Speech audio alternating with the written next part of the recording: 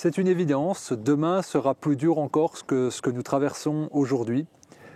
Alors ce n'est pas être négatif que dire cela, c'est simplement être lucide et faire preuve d'objectivité par rapport à ce qu'on traverse.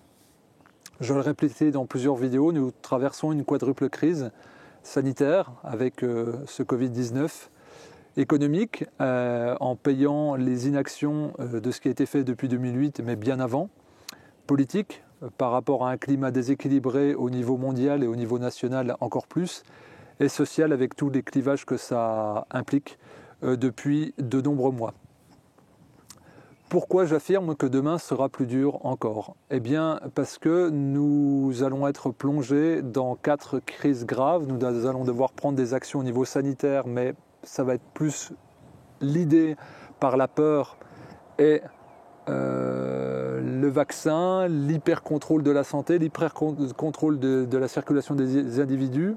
Au niveau politique, il va y avoir des antagonismes énormes entre le système ultralibéral tel qu'il peut être appliqué par exemple en Europe par la Grande-Bretagne ou les Pays-Bas, où on est face à un espèce de darwinisme, en gros celui qui ne rapporte rien à la société, d'un point de vue économique, peut mourir, parce qu'un vieux apporte énormément par son savoir, son expérience et simplement sa présence humaine. Mais on est aussi dans cette réflexion-là. L'individu qui n'est plus productif ne sert pas à grand-chose, dans quelque chose qui économiquement est très grave, et puis où politiquement on va être dans un déséquilibre et même géopolitique de savoir comment se comporter, est-ce qu'il va y avoir une coopération entre États ou pas. Se dessinent déjà des réponses dans cette crise où on voit que la collaboration n'existe pas vraiment et chacun est laissé à son propre sort. Donc ça va être très compliqué. Est-ce que pour autant il faut être pessimiste? Non, absolument pas. Dire que demain va être très dur, c'est faire preuve de lucidité et justement d'anticipation pour déclencher du positivisme et passer à l'action pour construire. Si je devais utiliser une métaphore, je dirais que là nous sommes un petit peu en phase d'accouchement. C'est-à-dire c'est très dur, nous y déployons beaucoup de force. Je pense pour l'instant que nous sommes en phase préparatoire, nous sommes aux premières contractions et nous ne sommes pas encore sur la poussée.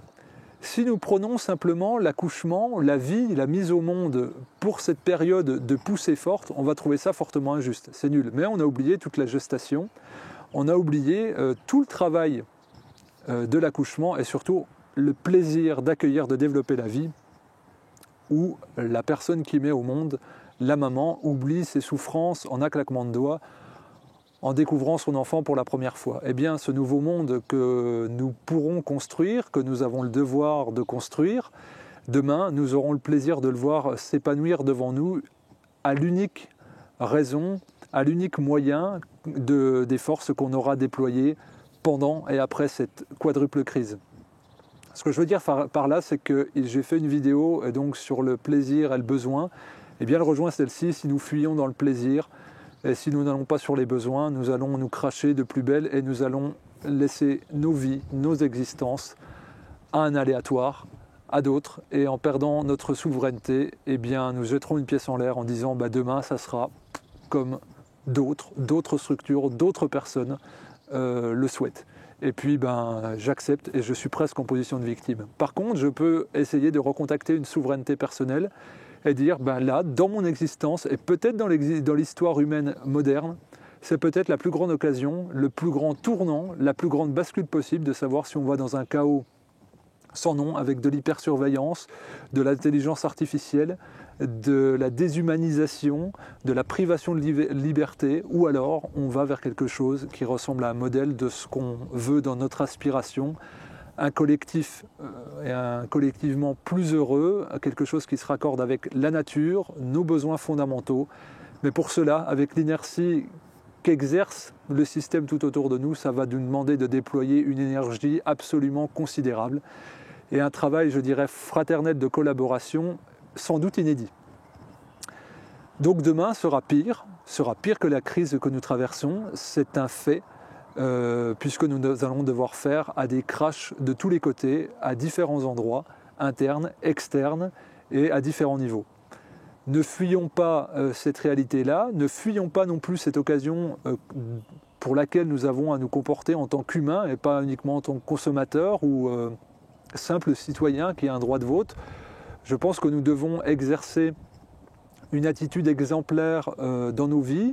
Nos modes de consommation vont dessiner la société de demain et la façon dont nous allons agir vis-à-vis de nous-mêmes et dans notre entourage propre va dessiner la réalité de demain. Et par la masse, parce que c'est ça, par la masse, nous allons pouvoir avoir une influence. Donc, quid des divisions possibles, quid des querelles, quid de l'individualisme qui régit notre société pour demain? Eh bien ça, il faut marcher dessus, il faut l'anoblir et puis faire attention à se comporter de la manière la plus juste individuellement par rapport à tout ça.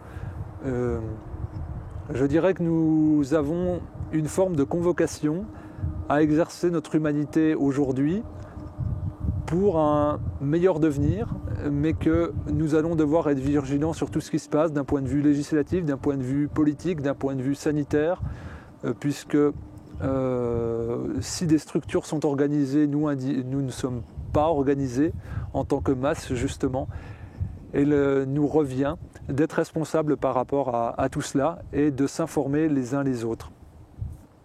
Cette période de confinement doit aussi être une période de repos, un repos de l'esprit, un repos du corps et une gestation également, comme une période d'avant-accouchement pour se préparer, pour se coordonner avec soi-même, pour se coordonner avec les autres, pour monter des collectifs, des associations, pour être en proposition, pour occuper l'espace. Si on dit qu'il va y avoir un quadruple crash, il va y avoir pendant un temps très court un espace vacant. La nature a horreur du vide, donc soit on laisse des hyperstructures qui étaient déjà à l'œuvre et qui nous ont menés collectivement et à qui on a laissé le champ libre, ces espaces à conquérir, eh bien les reprendre, soit nous les reprenons. Mais pour cela, évidemment, il va y avoir une bataille. Alors une bataille, je ne dirais pas physique, mais une bataille de présence d'esprit, de mobilisation. C'est presque un enjeu psychique auquel on va avoir à faire face. Et donc pour occuper ces espaces, pour territorialiser le monde de demain, et qui est régi par la propriété de tout type, l'économie et puis les jeux de pouvoir. Alors ça va nous demander de plus déléguer, de moins avoir, de moins posséder, de moins dominer l'autre, puisqu'on le fait tous à différents niveaux, et de plus être attentif à être sur quelque chose d'équitable, puisque sinon on retombera immanquablement dans les mêmes travers qui nous ont conduits ici.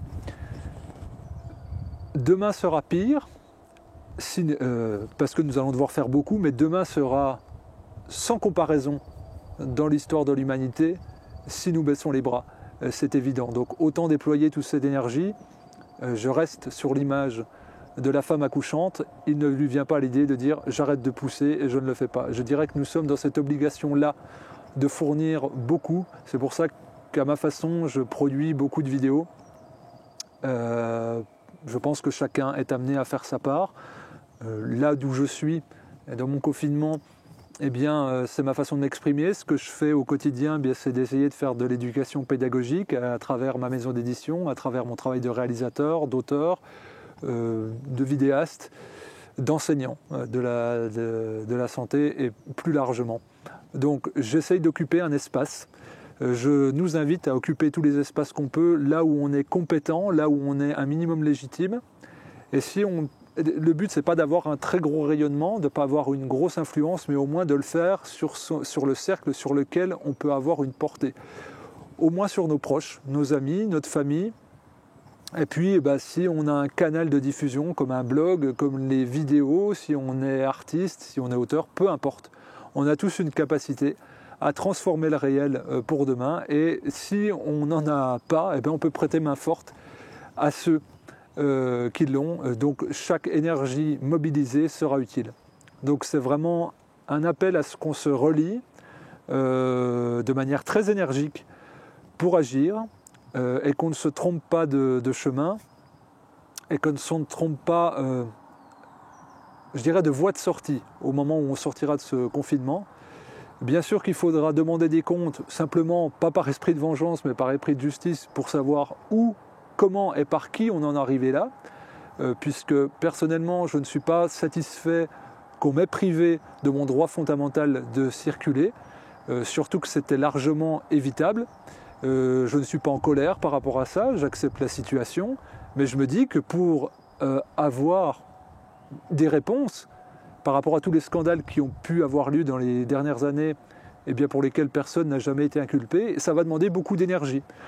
Beaucoup d'énergie à la justice, beaucoup d'énergie aux avocats, beaucoup d'énergie à nous pour que nous montions des collectifs et que nous soyons exigeants. Parce que si on veut être respecté en tant que personne demain, il va falloir qu'on fasse respecter aussi notre parole sur pourquoi nous avons été là. Donc ça déjà, ça va être la première énergie. Nous ne pourrons pas laisser ces attitudes-là gouverner notre quotidien si nous ne déployons pas beaucoup d'énergie à avoir des réponses et à ce qu'il y ait un équilibrage juste. Et ensuite, à partir de là, nous pourrons tendre vers une équité plus juste. Mais sans ces réponses de base qui paraissent bêtes, mais qui seront très difficiles à obtenir, nous n'aurons rien. Donc il y a beaucoup d'énergie à mobiliser. Je pense, j'observe que beaucoup d'entre nous sont optimistes, sont engagés et quelque part en ont assez. Eh bien, utilisons cette chose-là, ce terreau un petit peu négatif pour produire du positif et nous mettre dans une énergie commune pour être dans l'élaboration, non pas dans la déconstruction et encore moins dans la continuité.